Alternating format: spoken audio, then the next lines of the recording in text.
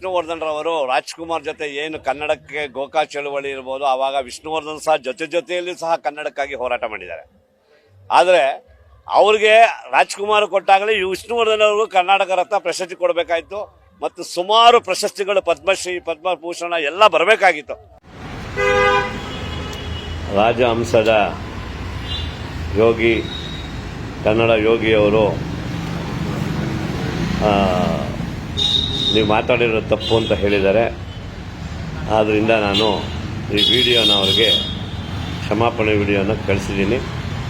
ಆದರೂ ನಾನು ಯಾರ ಬಗ್ಗೆನೂ ನಾನು ಹೀನ ಕೇಳಿದ ಮಾತು ಅವ್ರಿಗೆ ತಪ್ಪು ಅನಿಸಿದೆ, ದಯವಿಟ್ಟು ಕ್ಷಮಿಸಿ. ನಾನು ಯಾರ ಬಗ್ಗೆನೂ ತಪ್ಪಾಗಿ ಮಾತಾಡಿಲ್ಲ. ಏನೋ ಒಂದು ತಪ್ಪು ಅನಿಸಿದ್ರೆ ಅದು ಕ್ಷಮಾಪಣೆ ಕೇಳ್ತಾ ಇದ್ದೀನಿ. ಈಗ ಆ ವಿಡಿಯೋನ ಯೋಗಿಯವ್ರಿಗೆ ಕನ್ನಡ ಯೋಗಿಯವ್ರಿಗೆ ಕಳಿಸ್ಕೊಡ್ತಾ ಇದ್ದೀನಿ. ಕೆಟ್ಟವ್ರಿಗೆ ಎಲ್ಲನೂ ಕೊಡ್ಬಿಡ್ತಾನೆ, ಕೊನೆಯಲ್ಲಿ ಕೈ ಬಿಡ್ತಾನೆ. ಅದೇ ವಿಷ್ಣುವರ್ಧನ್ ಒಳ್ಳೆಯವರು, ಎಲ್ಲನೂ ಪಡ್ಕೋತಾರ್ರಿ, ಬೇಜಾರು ಮಾಡ್ಕೋಬೇಡಿ. ಪ್ರತಿಯೊಂದನ್ನು ಈಗ ಪಡ್ಕೋತಾ ಇದ್ದಾರೆ, ಪಡ್ಕೋತಾರೆ. ಯಾರು ಏನು ಒಳ್ಳೆಯವ್ರಿಗೆ ಯಾವತ್ತಿದ್ರು ಕೊನೆಯಲ್ಲಿ ಕೈ ಹಿಡಿದ್ರೆ ಶಾಶ್ವತವಾಗಿ ಎಲ್ಲ ಸಿಗುತ್ತೆ. ಈಗ 2800ರಿಂದ 900 ಪ್ರತಿಮೆಗಳು ಇಡೀ ಕರ್ನಾಟಕದಲ್ಲಿ ಅದು ವಿಷ್ಣುವರ್ಧನ್ ಮಾತ್ರ ಆಗಿರೋದು, ಬೇರೆ ಯಾರಿಗೂ ಆಗಿಲ್ಲ. ಎಲ್ಲ ಕನ್ನಡ ವೇದಿಕೆಗಳಿಗೆ ನಾನು ಮತ್ತೊಮ್ಮೆ ಕ್ಷಮಾಪಣೆ ಕೇಳ್ತಾ ಇದ್ದೀನಿ. ಮೊನ್ನೆ ನಾನು ವಿಷ್ಣುವರ್ಧನ್ ಸ್ಮಾರಕದಲ್ಲಿ ನಾನು ಪ್ರಶಸ್ತಿಗಳ ಬಗ್ಗೆ ಮಾತಾಡಿದಾಗ ಕೆಲವರಿಗೆ ನೋವುಂಟಾಗಿದೆ. ಆದರೆ ನಾವು ಒಬ್ಬ ಕನ್ನಡ ಕಲಾಭಿಮಾನಿಯಾಗಿ ನನಗೆ ಎಲ್ಲ ಕಲಾವಿದರುಗಳು ಕನ್ನಡ ಎಲ್ಲರೂ ನನಗೆ ಒಂದೇ.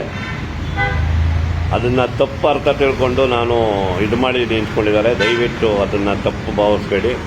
ನನಗೆ ಏಕೆಂದರೆ ನನಗೆ ಎಲ್ಲ ಕಲಾವಿದರ ಮೇಲೆ ಅಪಾರವಾದ ಗೌರವ ಇದೆ.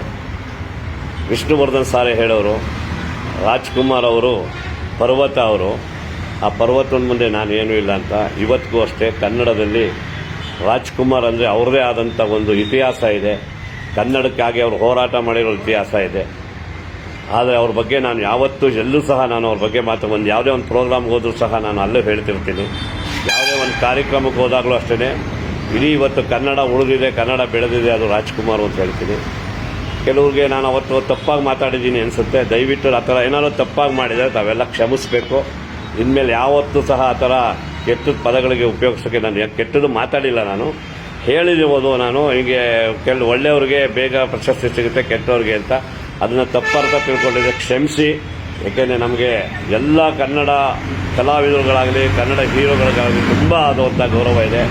ನಾನು ಒಬ್ಬ ಕನ್ನಡ ಕಲಾಭಿಮಾನಿಗೆ, ಒಬ್ಬ ನಿರ್ಮಾಪಕನಾಗಿ ಯಾವತ್ತೂ ಸಹ ನಾನು ಒಬ್ಬರು ಕೆಟ್ಟದಾಗಿ ನಾನು ಯಾವತ್ತೂ ನಾನು ಮಾತಾಡೋದಿಲ್ಲ. ಎಲ್ಲೇ ಹೋದರೂ ಸಹ, ಯಾರೇ ಹೋದರೂ ಸಹ ನಮ್ಮ ಕನ್ನಡ ಉಳಿಸಿ, ಕನ್ನಡ ಬೆಳೆಸಿ, ಕನ್ನಡ ಚಿತ್ರವನ್ನು ನೋಡಿ ಎಲ್ಲಗಳು ಬೆಳೆಸಿ ಅಂತ ಹೇಳ್ತಾ ಇರೋನು. ಆ ಥರ ಏನಾದರೂ ನಾನು ತಪ್ಪಾಗಿ ನಿಮ್ಗೆ ಅರ್ಥೈಸೋದ ಮಾತು ಅಂತ ಅನಿಸಿದ್ರೆ ಕ್ಷಮಾಪಣೆಯನ್ನು ನಾನು ಕೇಳ್ಕೊತಾ ಇದ್ದೀನಿ. ಇನ್ನು ಮುಂದೆ ಯಾವುದೇ ಆ ಥರ ಪದಗಳಾಗಲಿ ಇನ್ನೊಂದಾಗಲಿ ಇನ್ನೊಬ್ಬರು ಯಾರಿಗೂ ನೋವಾಗುವಂಥ ಮಾತಾಡಬಾರ್ದು. ನಾನೆಲ್ಲೋ ಒಂದು ಮಾತಾಡಿದರೆ ತಪ್ಪು. ಏಕೆಂದರೆ ಎಲ್ಲರೂ ಕಲಾವಿದರೆ. ನಾನು ಎಲ್ಲೋ ಒಂದು ಸಣ್ಣ ನೋವನ್ನು ಮಾತಾಡಿದ್ರು, ಆ ನೋವು ಮಾತಾಡದೇ ಇದ್ದಂಗೆ ಇನ್ಮೇಲೆ ನಾನು ನಡ್ಕೋತೀನಿ. ಯಾಕೆಂದರೆ ನಾನು ಒಂದು ಜವಾಬ್ದಾರಿ ಸ್ಥಾನದಲ್ಲಿರೋನು. ನಮಗೆಲ್ಲ ಕನ್ನಡ ಅಭಿಮಾನಿಗಳಿಗೆ, ಕನ್ನಡಿಗರ ಎಲ್ಲ ಅಧ್ಯಕ್ಷರುಗಳಿಗೆ ನಾನು ಮತ್ತೊಮ್ಮೆ ಕ್ಷಮಾಪಣೆ ಕೇಳ್ತಾ ಇದ್ದೀನಿ. ದಯವಿಟ್ಟು ಇನ್ಮೇಲೆ ಯಾವ ಥರ ಆ ಥರಕ್ಕೆ ಬರೋದಕ್ಕೆ ಆಸ್ಪದ ಕೊಡೋದಿಲ್ಲ. ಯಾಕೆಂದರೆ ನಾನು ಒಬ್ಬ ಚಲನಚಿತ್ರ ನಿರ್ಮಾಪಕನಾಗಿ ನಾನು ಕನ್ನಡಕ್ಕೆ ಫಸ್ಟ್ ಗೌರವ ಕೊಡಬೇಕು, ಕಲಾವಿದರಿಗೆ ಗೌರವ ಕೊಡಬೇಕು. ಅದರಿಂದ ಅದೇನಾದರೂ ನಿಮಗೆ ತಪ್ಪು ಅನಿಸಿದ್ರೆ ದಯವಿಟ್ಟು ನಾನು ಕ್ಷಮಾಪಣೆ ಕೇಳ್ಕೊತೀನಿ. ಜೈ ಹಿಂದ್, ಜೈ ಕರ್ನಾಟಕ. ಎಲ್ಲರಿಗೂ ಧನ್ಯವಾದಗಳು.